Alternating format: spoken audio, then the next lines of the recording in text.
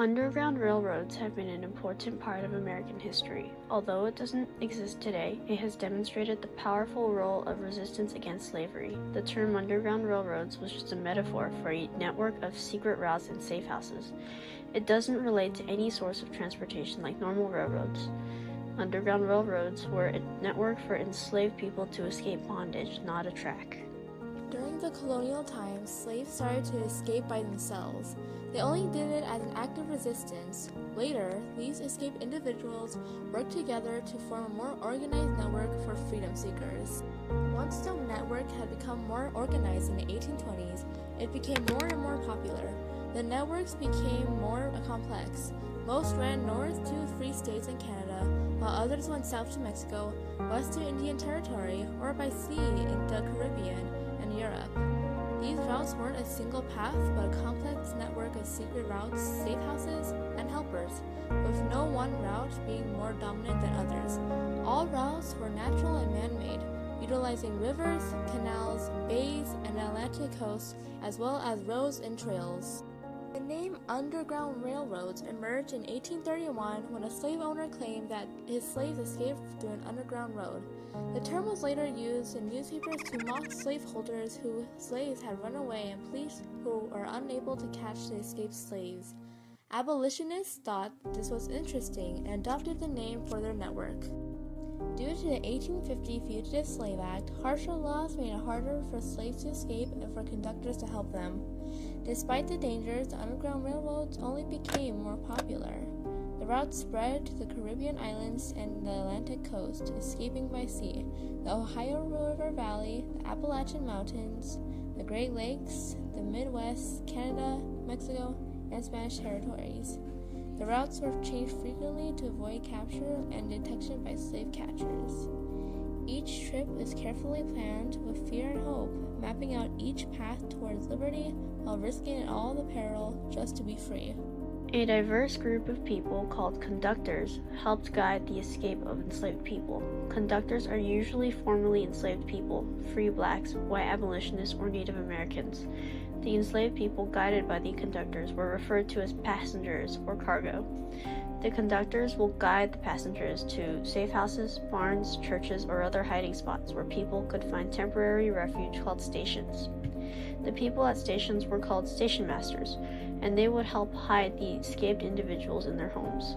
All these names sound like people that worked at a train station to keep secrecy. One of the most famous conductors was Harriet Tubman. She escaped slavery in 1849. After escaping, she was driven by the desire for liberty, so she returned to Maryland multiple times to guide others to freedom. She carefully planned every mission, leaving on a Saturday night to avoid notice in the newspapers, using the master's horse and buggy to travel, building a network of allies, observing those who will help versus those that will threaten, and having a deep knowledge of the terrain and waterways. She knew one sound would expose the entire group to slave catchers, so she drugged babies and with paregoric to prevent them from crying. She once said, "You'll be free or die on the journey." Thus, she had never lost a passenger in all of the 19 trips that she has taken. She was also a nurse, a Union spy, and a women's suffrage supporter, expanding her legacy beyond her work on the Underground Railroad. With her help, over 300 slaves had been escorted to freedom safely. Other conductors included Anna Murray and Frederick Douglass. Anna Murray was a black abolitionist born to enslaved parents who were freed before she was born. In 1838, she helped Frederick escape slavery by providing him money, buying his train ticket, buying him a freedman's protection certificate, and sewing a sailor disguise for him. After Frederick Douglass escaped, he and Anna got married. Together they helped other slaves escape and made their home a station in New York.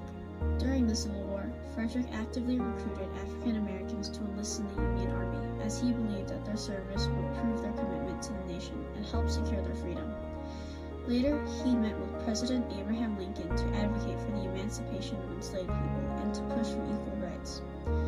Even after slavery ended, he continued to fight for the rights of freedmen through writings, speeches, and government positions to ensure all formerly enslaved people had protection of citizenship and justice. Thanks to Douglass's contributions, more than 400 people were able to escape enslavement with freedom of rights. The Underground Railroad was eventually discovered by people in the North and South, leading to rising tensions. The government passed the Fugitive Slave Act of 1850, making it a federal crime to help slaves escape and allowing slave catchers to go into free states. However, enslaved people were still willing to risk their lives for freedom, so abolitionists continued to help them. The Underground Railroad was a form of resistance and self-determination. The Fugitive Slave Act of 1850 angered many, forced you to choose between obeying the law or your own conscience, proved the existence of racism, and elevated African American leaders. This became the foundation of how the Civil War began, people fighting against oppression and civil rights in the United States. This enduring image of ordinary people uniting for a common cause against injustice created a powerful legacy. The shift that made African Americans no longer minorities while on the same level of historical recognition as white saviors. From helping enslaved people gain freedom to challenging the institution of slavery and demonstrating the contributions of African Americans, Underground Railroads played a significant role in America. By establishing a tangible network and a beacon of hope, it enabled approximately 40,000 to 100,000 individuals to flee to free states or Canada. Its efforts revealed the harsh realities of slavery, promoted the abolitionist movement, and demonstrated that African Americans were capable of organizing and opposing oppression. Due to the Civil War and the 13th Amendment, slavery was legally abolished in the United States in 1865.